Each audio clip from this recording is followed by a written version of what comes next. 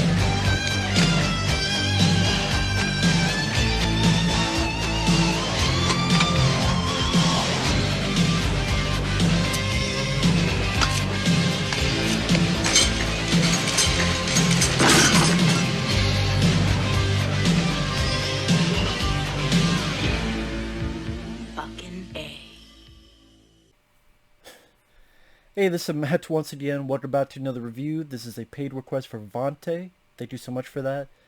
Really do appreciate it.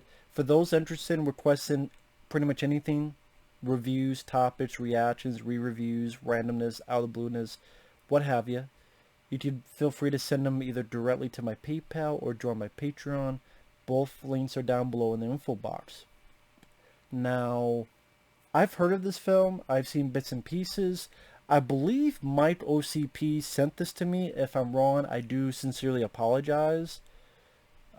Someone has sent this to me. My memory's bad. But Tammy and the T-Rex.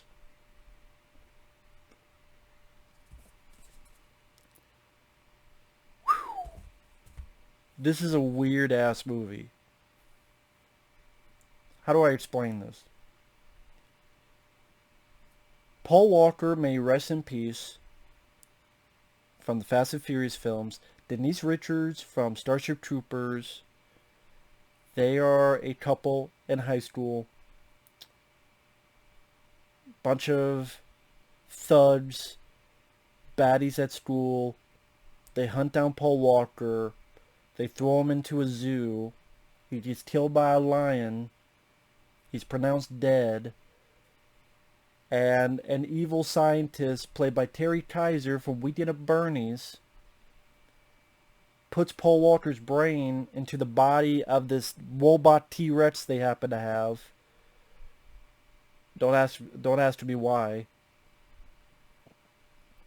And then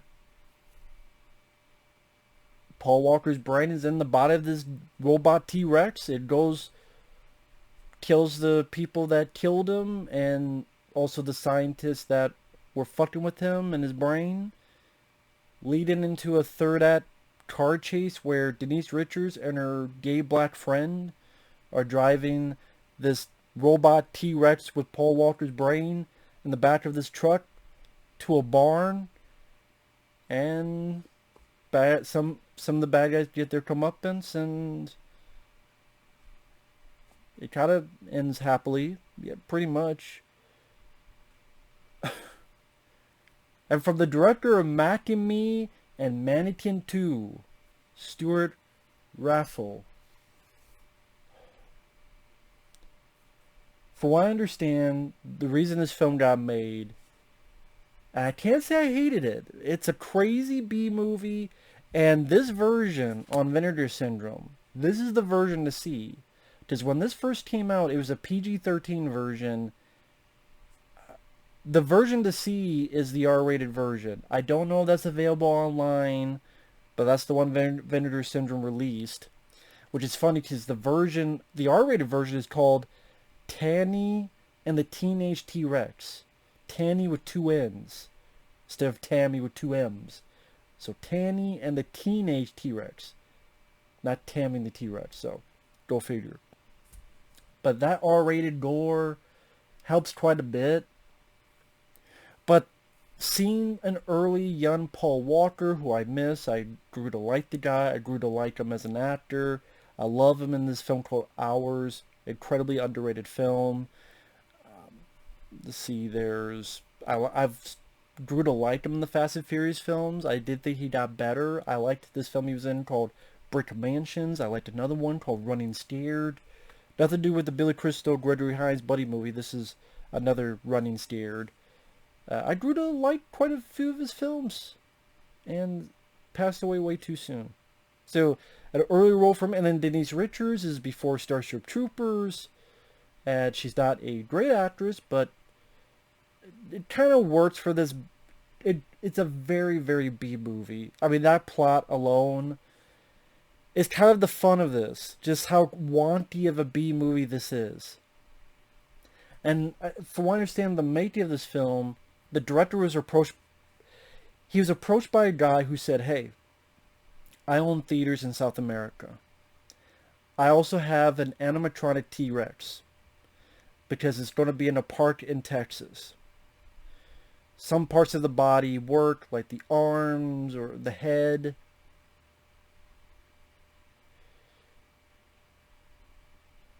He had it for 2 weeks before it was going to be shipped to Texas. And this guy came to the director and said, "Hey, we could make a movie with this." And the director said, "Well, what's the story?" And he's like, "I don't know. Start filming in a month." And the script was written in like a week, maybe 3 weeks. I think it was written in a week, and 3 weeks after the initial conversation, the movie was cast and started filming. And I guess it was filmed as an R-rated comedy horror film. When it got released in America, the gore scenes were cut out to be more of a family-friendly audience that just goes, "Hey, it's a girl and her T-Rex. That's for the kids." I've said it before that just because a film has gore doesn't automatically make it good. But it can make a movie better. Theodore Rex is a piece of shit. If that had gore where Theodore on the side was ripping people's heads off, I mean, it would be better. Whoopi Goldberg shooting people in the face. Be better. Here, though, it's a very B movie that, again, the combination of the wanty, what the fuck idea and story that it's like a gory version of Spock's brain, and what was that one? They saved Hitler's head or something. What the fuck, those weird movies in the 50s? Like, it's like a 50s movie with 80s, 90s gore, and young, fresh people like Paul Walker. And you have the gay black friend, which is funny because the director did Mannequin 2. It makes me think of, may rest in peace, Meshach Taylor, who's the black. I think he was gay, the character in Mannequin and Mannequin 2. That's just something. I have a feeling in today's age that would not fly. It'd be too un-PC.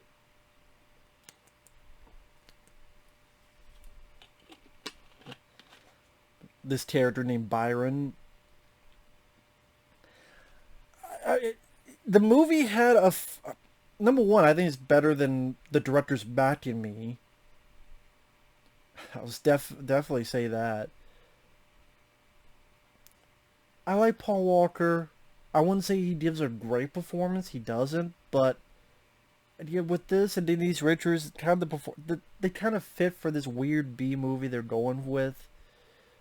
And like Paul Walker fights a guy, and they both grab each other's balls. And one of the cops is George Buck Flower. George Buck Flower worked with John Carpenter a lot in his films. And he's looking at these two guys. He's like, "Oh, this is one of them testicular standoffs."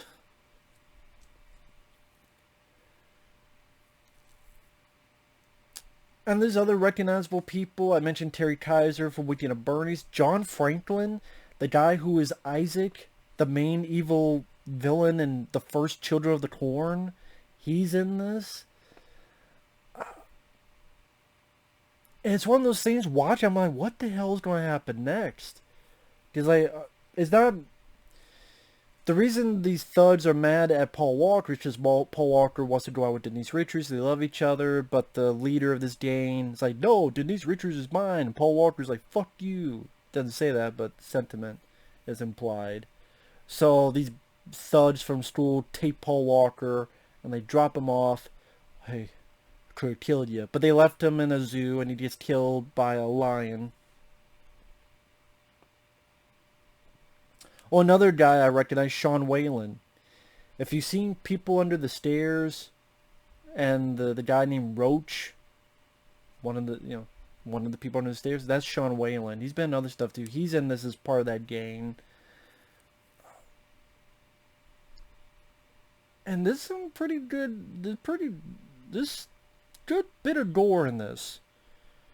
It's a bit unsettling to see this where they open up Paul Walker's brain.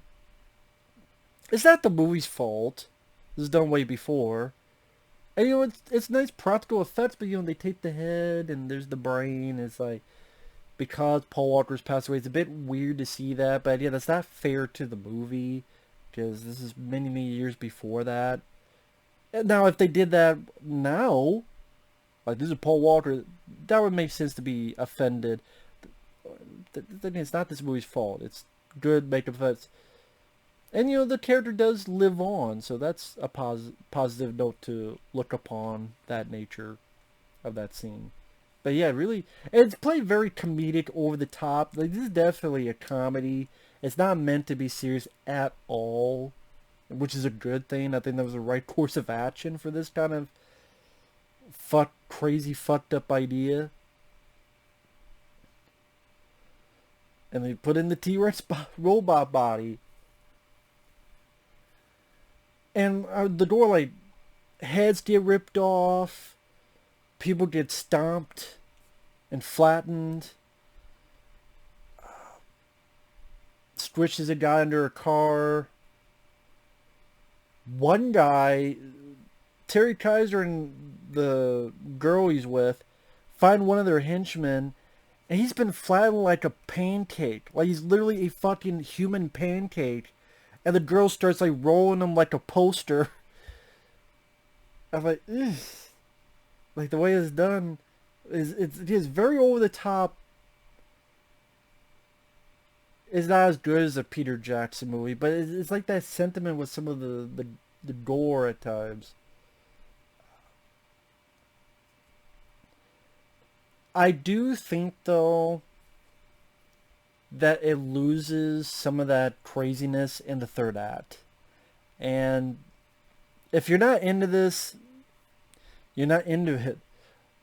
But again, like, the B-movie style, and it was so weird and crazy, it was fun. But the third act, it kind of dragged a bit in the third act, because, spoiler alert, spoilers, starting now, more spoilers.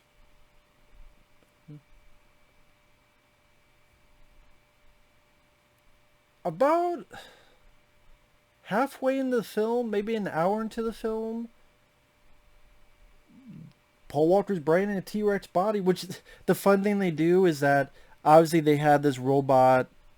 So it actually works out for the best that it is. They say it's a robot, so why is it moving so stiffly like a robot? Because it is a robot. So at least that was the right thing to do, is to say it's a robot, so its faults could make more sense within the movie story. If they said, this is a real dinosaur we found, why is it moving so stiffly? But when you tell the audience it's a robot, okay, you get into it more, like, yeah, that's why it's moving, because it's a robot. So, yeah, it sounds stupid, but don't think the audience is an idiot. When you tell them, yeah, it's a robot, at least it's like, okay, you're not taking me for a fool. That's why it's moving so stiffly. Thank you, movie, for that. I appreciate at least that part of it. But they add in, like, some arms, so like it calls on the fucking payphone.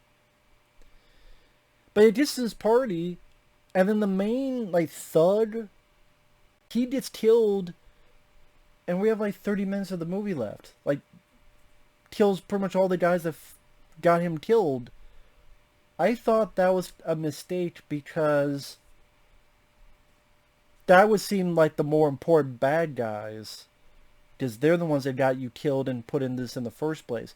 So it seems like maybe a few of them could have been saved, either spread out of hunting these guys down, or at least save some of them for the end of the film.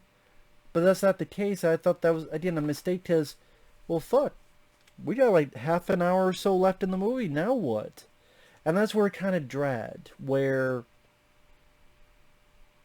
after that party scene,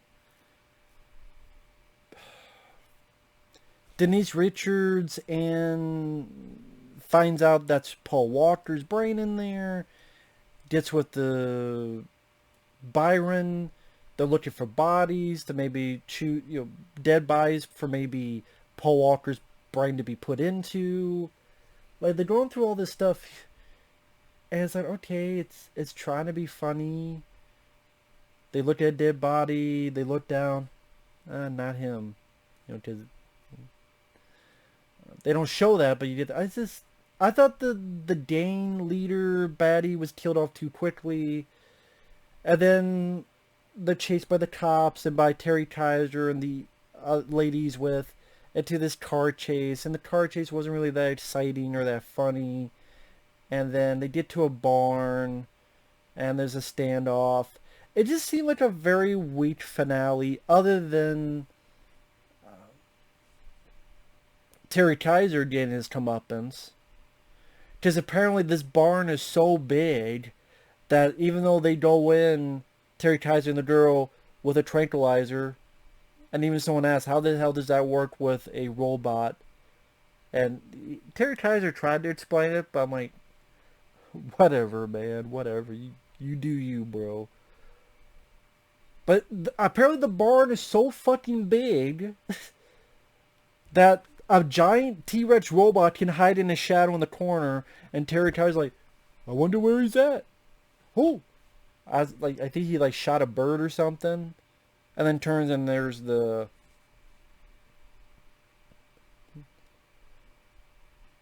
I don't know. I thought Terry Kiser's death could have been a bit bigger. I mean, we've had people get their heads bitten off. I think Terry Kiser, they should have had the guy. The way the death scene I think should have been is grabs the guy, lifts him up, and then crunched in half.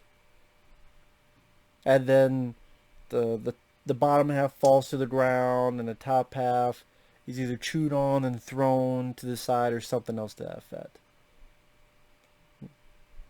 So again, like, I get it, Terry Kiser is the guy who put Paul Walker's brain into this. But to me, the more bigger true villain was the gang leader guy, and he got killed like half an hour ago. I think either that guy should have been there as well, and maybe give that death scene I mentioned to that guy. It just, the finale fell a bit flat. It's kind of like at an hour in, the movie blew its load, and then you're just kind of like, okay. We've seen the crazy gore death scenes. Well, maybe they're not that crazy, but we see at least a little bit of gore. Not the best makeup effects at times, like when Sean Whalen gets killed. When Sean Whalen gets killed, like the claw comes up and he looks down, there's guts. It does look like he's just holding guts and just dropped him, and then he just fell back. So like that was like. That didn't work out too best effects-wise. Because it does look like he's just holding some guts. Let him go and then fall. That could have been done better. But yeah, the finale, I thought that was easily the weakest part. And then in spoilers, they shoot at it. I don't know how robots kill a robot body like this, but okay, it does apparently. But then everything's fine because Paul Walker's brain is there, and somehow they hooked the brain into a camcorder and a computer, and somehow that computer has Paul Walker's voice, and with the camcorder is able to see Denise Richards, who then gives him a striptease. And then I realized I saw the ending to this a decade or two ago. I saw the ending of this on, I forgot what channel it was. And I'm like, what the fuck is this movie? And this is a weird ending. I don't know if I want to see this, where this girl was giving a striptease to a brain in a jar. What the fuck's going on? And now I understand it somewhat. And so they talk about, hey, we're going to give you a new body. It's coming soon. In the meantime, we're going to give you a striptease. And the brain gets excited. And the movie's over. And I went, this is a weird-ass fucking movie. It's a weird-ass fucking film. If it has a cult following, I see why. But at the same time,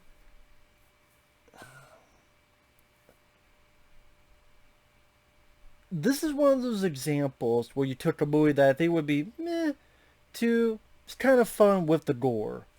Because again, gore does not automatically mean it's a good movie. The Prowler has a good gore. Some people liked it, I do not. There's other movies that have gore. But this one at least had that weird, quirky B-movie charm for me. It's like a 1950s movie done in the 90s with gore that you would see in that 80s, 90s ballpark. And like I said, it's nice to see a young Paul Walker. May he rest in peace. Denise Richards has never been the greatest actress, I'm sorry. But that kind of fits in this movie compared to some other ones, to be honest. Again, it was nice to see some familiar faces, like Bernie from Weekend at Bernie's, Terry Kiser, who was also in Friday the 13th Part 7, The New Blood. Again, John Franklin from the first Children of the Corn. And even George Buck Flower. He was in a few John Carpenter films. He was a guy in They Live who Roddy Piper and Keith David talked to, and he's like, they're the guys running the whole show. I think he's also in Stephen, New York. I believe he's a guy who State Pliskett thinks is the president, and he's like, yeah, I'm the president. I knew if I had this, I'd be president. I think that's him. He's been... Sadly, I don't think he's with us. I think he was a drunk or a bum in Back to the Future, I believe. He's a guy who popped up a lot in those little tiny roles. And if you see enough of these movies, you're like, hey, I recognize that. So yeah, it's nice to see that. And like I said, at the very least, it's a pretty damn original idea. There's not many movies you can think of that has this exact idea. So I gotta give credit to that as well. And it's not gonna be everyone's cup of tea, but I would be lying if I said I didn't have fun with this. I did have fun with it. It's not a classic. Like I said, the third act. If the third act really kept even more bonkers craziness, I don't know. You know what? If Terry Kiser, if he like hired a fucking mercenary group or bad guys to shoot down this thing, or something to that effect, and then he had to kill all these bad guys, but because it would do it even more crazy ways because it can think and it can use its arms and fighting these guys off with who have ammunition. Yeah, go for broke, have them take a gun and shoot the gun. I just imagine like this robot head and then the little arm going at these bad guys with guns. I was really like, if the finale was even that crazier, I think that would work better with this kind of film. Just being in a barn and in a very boring car chase before, I was like, it kind of blew its load a bit too early. But other than that, it's an entertaining film. Like I said, definitely find the R-rated version, the gory version, because Not having that in there, it'd be like, it'd be a shame. It's a shame. So, with that said, thanks for watching. Take care. We'll see you guys later. Bye-bye.